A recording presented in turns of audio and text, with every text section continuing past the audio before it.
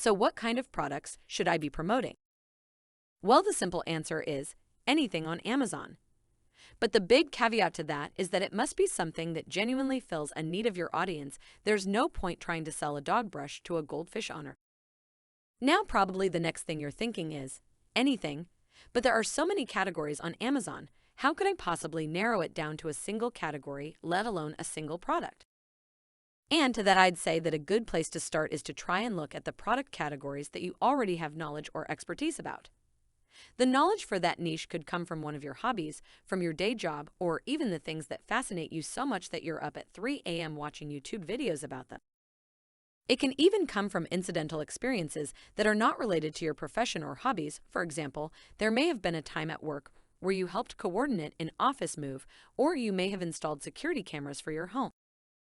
Whatever it is, so long as you can get products on Amazon related to that category, you're off to a good start. The next thing is to step back and think about a goal that is related to your niche and how a product from Amazon might help someone achieve it. For example, your audience might be people that are running successful businesses, and they may have just gotten successful enough that they're starting to hire staff and lease out office space. This is the why of your audience. In other words, why does your audience need to buy the product you're promoting?